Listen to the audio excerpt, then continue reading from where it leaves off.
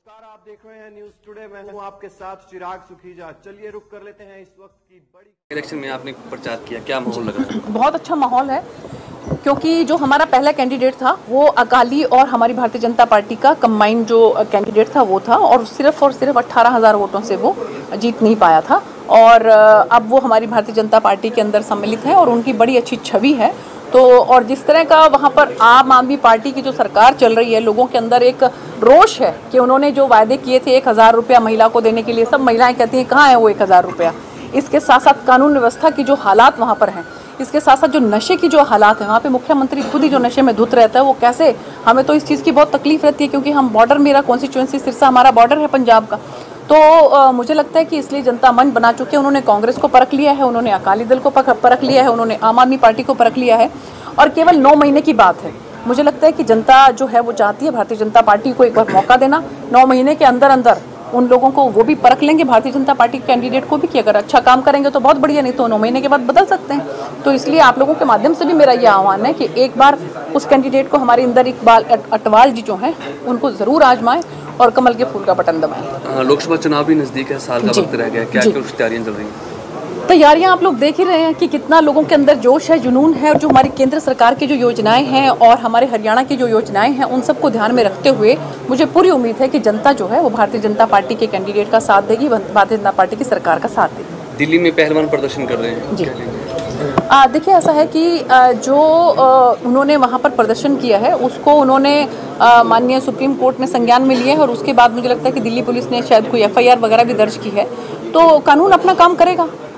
आपके बीजेपी के पूर्व राज्यपाल सत्यपाल मलिक हैं, अभी आजकल सरकार के खिलाफ बयानबाजी कर रहे हैं। देखिए, ऐसा है कि जैसा हमारे माननीय अमित शाह जी ने भी, गृह मंत्री जी ने भी कहा है कि अगर उनको कहीं कुछ लगता था तो जब वो उनके पास, तो देखिए जम्मू कश्मीर की वो बात करते हैं, तो उस समय गवर्नर थे वहाँ के वो, तो अगर कहीं कुछ लगता है तो उसी समय में ही उनको उन चीज़ों को उठाना चाहिए था।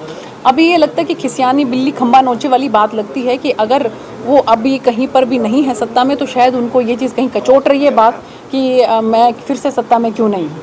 तो मुझे लगता है कि ये चीज़ों को, इस बात को जनता भी जानती है कि कौन किस तरह की जो है वो अपॉर्चुनिटी को देखकर जो है उसके हिसाब से बात करता है। मंडियों में अभी भी किसानों को दिक्कत है सरसों खरीद में, और एक वो 30 तारीख से आगे की हैफेड को डेट बढ़ाने की मांग कर रहे हैं किसान। कल भी चोपटा में जाम लगा है। देखिए, ऐसा है कि मेरी कृषि मंत्री जी से आज ही बात हुई, क्योंकि ये जो समस्या उठान वाली है, ये जो कार्यक्रम हमारे कई जो है हमारे जो फतेहाबाद की अनाज मंडी के अंदर भी थे, मजदूर वर्ग ने किया था, तो वहाँ पर भी ये बात उठी थी। तो मैंने उसी समय कृषि मंत्री जी से बात की, तो कृषि मंत्री जी ने मुझे ये कहा कि ये डिपार्टमेंट जो है वो हमारे डिप्टी CM साहब का है, और डिप्टी CM साहब पिछले दिनों 10-15 के करीब जो है वहाँ पर दौरे करके गए थे, और उन्होंने कहा कि जो वहाँ के जो हमारे आड़ती भाई थे और जो हमारे मजदूर भाई थे, उन्होंने कहा था कि उनके संज्ञान में ये बात लेकर आई है, तो उन्होंने कहा था कि 2 दिन के अंदर इसकी समस्या का समाधान हो जाएगा। लेकिन अभी तक समाधान उस हिसाब से नज़र नहीं आ रहा है। लेकिन मेरी ACS जो ऑफिसर हैं उनसे भी मेरी बात हुई है, और उन्होंने कहा है कि इसका समाधान जल्द निकालेंगे, ताकि हमारे किसान भाइयों को कोई दिक्कत ना हो। OPS पर कांग्रेस कह रही है कि जब सरकार बनाएंगे 2024 में, तो हर स्टेट में जहाँ सरकार बनेगी OPS को लागू करेंगे।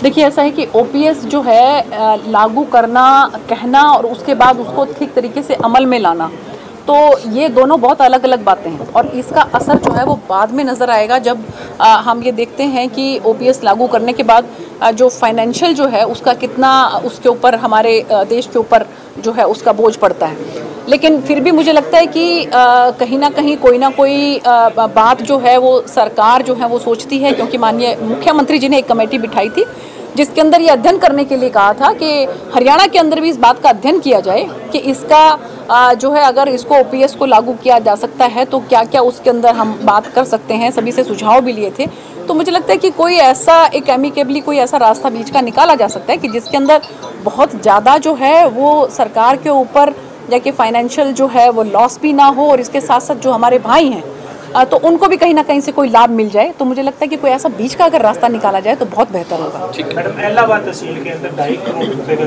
कल एक सूचना मिली है कि 2.5 करोड़ रुपए का घोटाला हुआ है, और SDM साहब ने देखा है इसकी शिकायत आपके सामने। जी, अब आपके माध्यम से मुझे पता लग रहा है, लेकिन अगर ऐसी कोई बात है तो मैं DC साहब से बात करके आप पूछते हैं कि देखिए, घोटाले किसी भी कीमत पे बर्दाश्त नहीं होंगे हमारी सरकार में। आपने देखा होगा कि कोई किसी भी तरह का कोई अगर ऐसा काम करता है तो माननीय मुख्यमंत्री तुरंत प्रभाव से उनको जेल की सलाखों के पीछे भेजते हैं। तो अगर कोई ऐसी बात है तो वो प्रशासन से बात करके उसके बारे में संज्ञान लिया जाएगा। एक आरओबी और आरयूबी बनना था, अभी तक फाइलों तक सीमित रह गया। कहाँ पे, कौन सी जगह?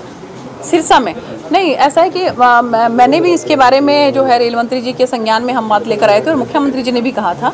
तो जो है वो अभी आपको मालूम होगा कि जो अमृत जो उसके तहत इसके तहत जो है हमारा सिरसा जो है वो एक बहुत अच्छे स्टेशन के अंदर बदलने वाला है। और पिछले दिनों जो यहाँ के इस बीकानेर डिवीजन के जो ऑफिसर्स थे उन्होंने मेरे साथ मीटिंग भी करनी थी, लेकिन वो कहीं व्यस्त हो गए और इसके बाद मेरी भी यहाँ पर ड्यूटी लगी। बहुत जल्द हम लोग एक मीटिंग करके हमारा सिरसा जो रेलवे स्टेशन है उसके अंदर हम क्या क्या बहुत बेहतर कर सकते हैं उसकी हम पूरी छानबीन करके पूरी उसकी जानकारी हासिल करके और हम इसको आगे बढ़ाएंगे। आप बिल्कुल विश्वास रखिए कि हम जो है वो सिरसा के रेलवे स्टेशन को और सिरसा में रेलवे का जो आना जाना है उसको जो बेहतर, कुछ तो हमने किया भी आप लोगों के संज्ञान में होगा कि चाहे गोरखधाम की बात करें, हम त्रिपुर सुंदरी की बात करें, लेकिन और भी ज्यादा करेंगे, ये मैं आपको विश्वास दिलाती हूँ। जी, आज की कुछ अहम खबरें फिलहाल इस बुलेटिन में बस इतना ही। अगर आपने अभी तक हमारे YouTube चैनल को सब्सक्राइब नहीं किया है तो सब्सक्राइब कर लीजिए, Facebook पेज को लाइक कर लीजिए ताकि हर खबर आप तक सबसे पहले पहुंचती रहे। देखते रहिए।